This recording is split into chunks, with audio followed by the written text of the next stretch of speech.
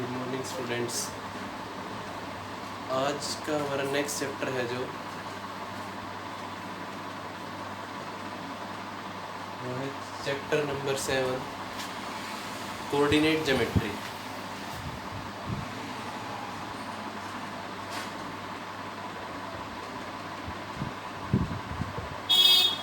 Coordinate geometry, इस chapter में हमने क्या क्या पढ़ना है? 3 पार्ट्स में डिवाइड है चैप्टर। फर्स्ट है डिस्टेंस फॉर्मूला, सेकंड है सेक्शन फॉर्मूला, थर्ड है एरिया ऑफ ट्रायंगल।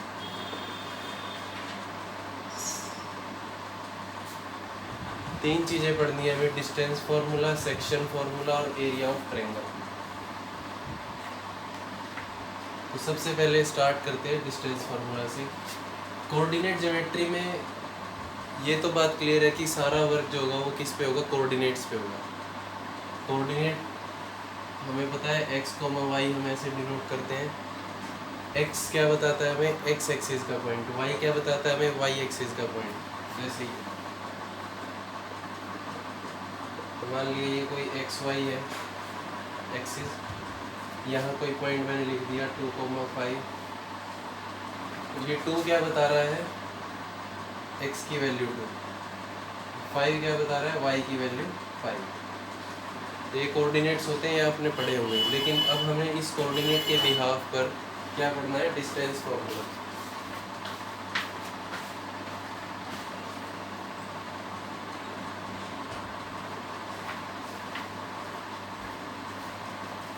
तो डिस्टेंस फॉर्मूले में हम डील कैसे करेंगे ये देखते हैं।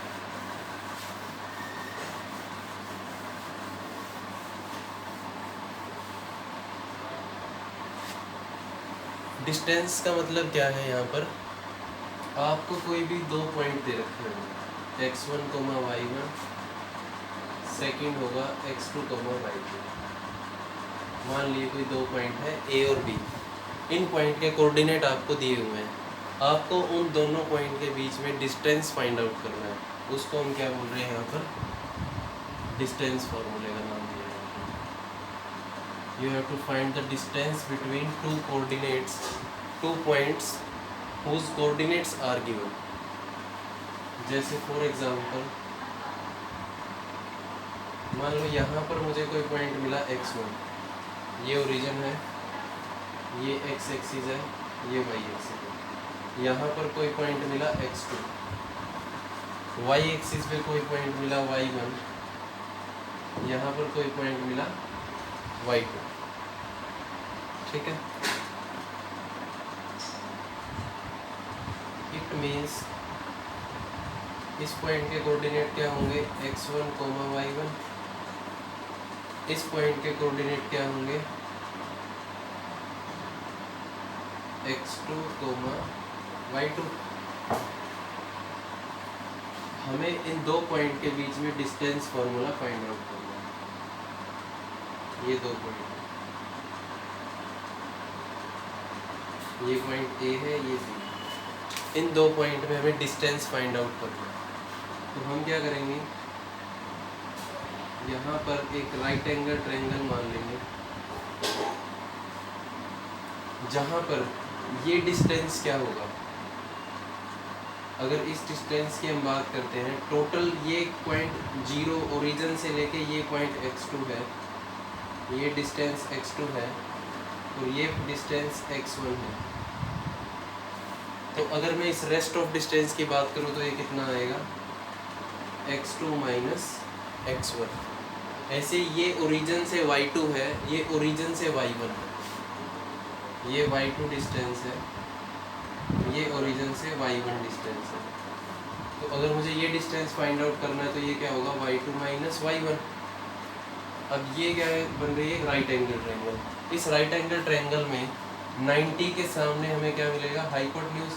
हम लिख सकते हैं AB स्क्वायर जो यहाँ से मिलेगा in right angle triangle A B C, जो ए बी स्क्वायर होगा वो किसके इक्वल होगा, A C square plus B C square. अब ए सी की वैल्यू कितनी दी हुई है, x2 minus x1, B C की वैल्यू कितनी है, y2 माइनस y1 का स्क्वायर, ये है A B square. A B क्या आ जाएगा यहाँ से, under root x2 minus x1 का square plus y2 minus y1 का स्क्वायर। ये क्या आ गया, ए बी। ए बी था क्या, डिस्टेंस बिटवीन टू पॉइंट्स, यही डिस्टेंस फॉर्मूला है। अगर किन्हीं भी दो पॉइंट के बीच में डिस्टेंस फाइंड आउट करना है तो क्या फॉर्मूला लगेगा, x2 minus x1 square plus y2 minus y1 square और अंडर रूट कंप्लीट का। ठीक है, तो डिस्टेंस फॉर्मूला यही है हमारा, ये इसकी डेरिवेशन है कि कैसे ये डिराइव हुआ है डिस्टेंस फॉर्मूला। अब इसके ऊपर क्वेश्चन आपको किस हिसाब से मिलेंगे, मान लिया कोई दो पॉइंट दे दिए 2,5 7,9 और कह रहा है कि इसके बीच में डिस्टेंस निकालो। तो डिस्टेंस फाइंड आउट करने के लिए आप क्या करेंगे, मान लिया ए बी में डिस्टेंस निकालना है तो क्या हो जाएगा, ये x2 माइनस x1 का square plus y2 minus y1 का स्क्वायर, 7 माइनस 2 5 का स्क्वायर, ये हो जाएगा 9 माइनस 5 4 का स्क्वायर, मीन्स 25 प्लस 16। ओके, ये कितना हो जाएगा 41, अंडर रूट 41 यूनिट्स। ये क्या आ जाएगा, डिस्टेंस आ जाएगा किन्हीं भी दो पॉइंट के बीच में। उन दो पॉइंट के अगर हमें कोऑर्डिनेट गिवन है तो हमें डिस्टेंस फाइंड आउट करना है, तो वो क्या होगा, x2 minus x1 square plus y2 minus y1 square और कंप्लीट अंडर रूट। ये है डिस्टेंस फार्मूला। अब इसके अंदर मान लो कि वो कहता है कोई पॉइंट आपको x एक्सिस या y एक्सिस पे दिया हुआ, ये तो डिस्टेंस हमने फाइंड आउट कर लिया। इस चीज़ को भी ध्यान में रखना, ये x एक्सिस है, ये y एक्सिस है। अगर कोई point lies on x axis है, इसका मतलब वहाँ पर क्या चीज़ जीरो है, y कोऑर्डिनेट जीरो है। If a point lies on x axis then y coordinate will be zero. ऐसे ही अगर कोई पॉइंट y एक्सिस पे लाई कर रहा है तो वहाँ पर x एक्सिस का पॉइंट क्या होगा, जीरो होगा। सपोज उसने कह दिया कि find the point on x axis, x axis के ऊपर ऐसा पॉइंट निकालो जो गिवन टू दो पॉइंट से, गिवन टू पॉइंट से क्या है,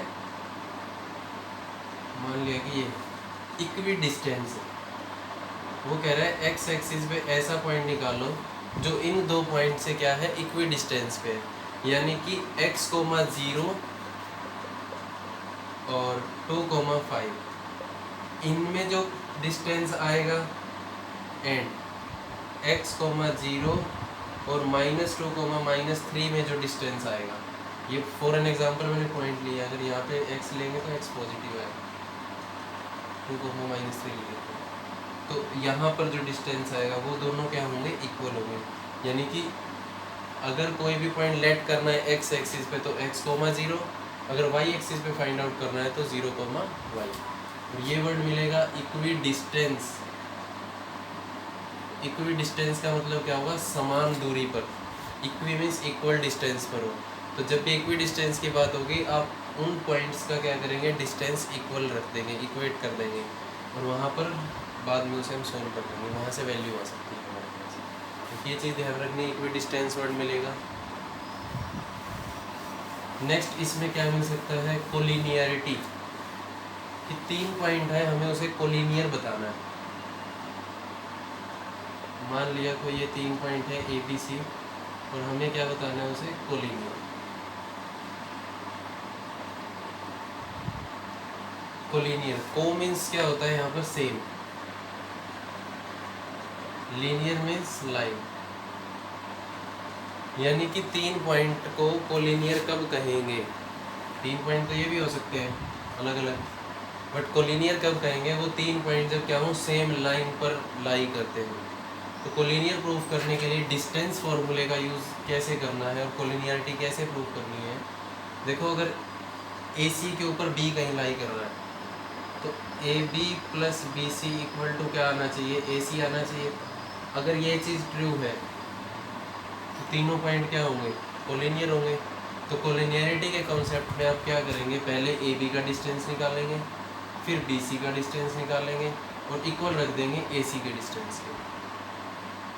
ठीक है, ऐसे ही आपको क्वेश्चन मिलेगा क्वाड्रिलेटरल के ऊपर कि क्वाड्रिलेटरल प्रूफ करना है कि किस टाइप का क्वाड्रिलेटरल है, टाइप ऑफ क्वाड्रिलेटरल। तो क्वाड्रिलेटरल में डिस्टेंस फॉर्मूले का यूज़ कैसे होगा, मान लिया मैंने ये कोई 4 पॉइंट है क्वाड्रिलेटरल के ए बी सी डी, वो कह रहा है कि स्केयर प्रूफ करो। तो स्केयर के लिए क्या करेंगे, A B equal to B C equal to C D equal to A D. अगर ये इक्वल आ जाए तो वो क्या होगा, स्केयर हो जाएगा। बट अगर मैं कहूँ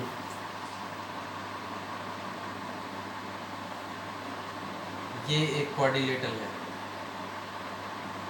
तो ये मैंने बना दिया एक स्केयर और ये बना दिया रोम्बस।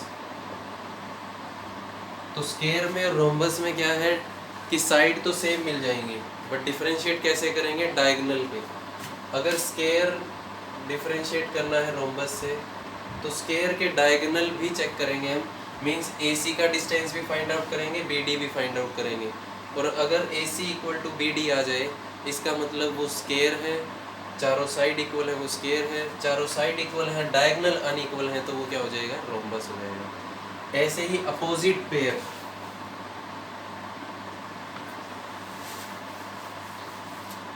जैसे ये क्या बना दिया मैंने, एक रेक्टेंगल और एक बना देते हैं पैरेलल। इसमें भी क्या है, अपोजिट पेयर क्या होते हैं, इक्वल होंगे। यानी कि अगर आपको इनके पॉइंट्स दिए हुए हैं ए बी सी डी और फाइंड करना है कि ये कौन से टाइप की क्वाड्रिलेटरल है, which type of quadrilateral is this, तो A B equal to C D आना चाहिए, A D equal to B C आना चाहिए। ये तो आ गया। अब इन दोनों में ये चीज रेक्टेंगल के लिए भी ट्रू है